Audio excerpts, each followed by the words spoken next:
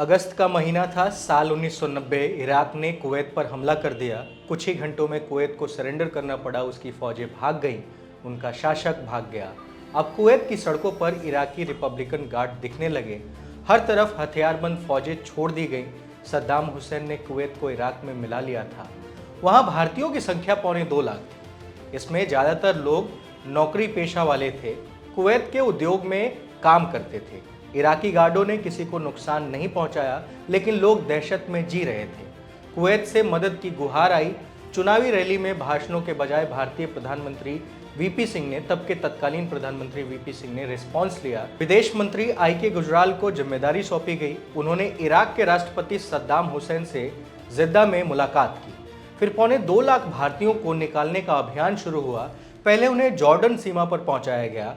वहां से air India ने रात दिन एक करके कम से कम 500 फ्लाइट उड़ानें भरी थीं। 2 महीने में सभी भारतीयों को सुरक्षित वापस लाया गया। भारत में इस पर एक फिल्म भी बनी, एयरलिफ्ट, अक्षय कुमार वाली। अब वर्तमान में लौटते हैं और यूक्रेन में फंसे भारतीय छात्रों की बात करते हैं।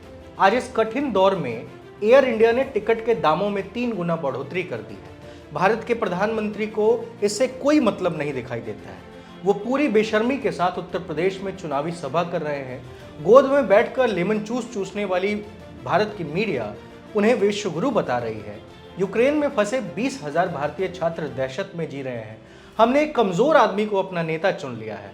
इसका भारी अंजाम अब चुकाना होगा, क्योंकि रूस यूक्रेन विवाद से हम कई बातें सीख सकते हैं। सारी दुनिया जमीन के टुकड़े के लिए लड़ रही है। रूस अपने सीमा विस्तार के लिए लड़ रहा है और यह संभव है कि अंततः यूक्रेन का रूस में विलय हो जाएगा।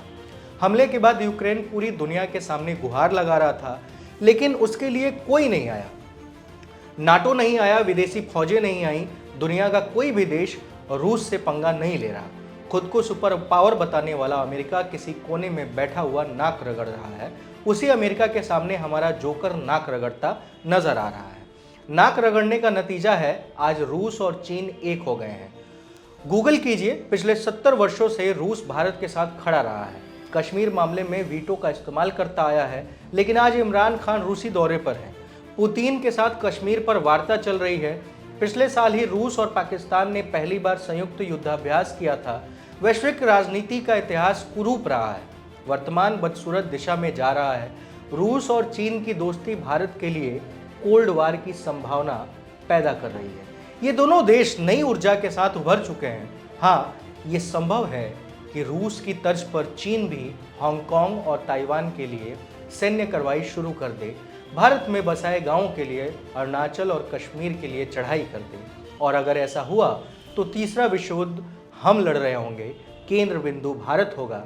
सच्चाई यही है कि भाजपा विधायकों के लिए जनसभाएं करने वाले 56 इंची सो कॉल्ड सीना रखने वाले प्रधानमंत्री इस मामले पर गायब है। इसलिए राष्ट्रवाद की चाशनी से बाहर आइए। चुनाव जीत जाना सब कुछ नहीं होता है। भारतीय मीडिया हमारी नस्लों को बर्बाद कर रहा है। बहुध्रुवीय राजनीति में हमारी पहचान शून्य के बराबर भी नहीं है। हम विश्वगुरु नहीं हैं। हमें कोई नहीं पूछ रहा। हमारे नेता की कोई वैल्यू नहीं रह गई है। हमने रूस से संबंध खराब कर लिया है। यही हमारी सबसे बड़ी कूटनीतिक हार है। और अगर ऐसा चलता रहा तो आने वाले समय में भारत की जो दशा और दिशा होगी, उसे भी देखकर आपको डर ही लगेगा, शर्म ही आएगी। फिलहाल इस वीडियो में इतना ही। मेरा नाम अनिल शारदा है। आप जब पंचायत देख रहे थे, बहुत बहुत धन्यवाद।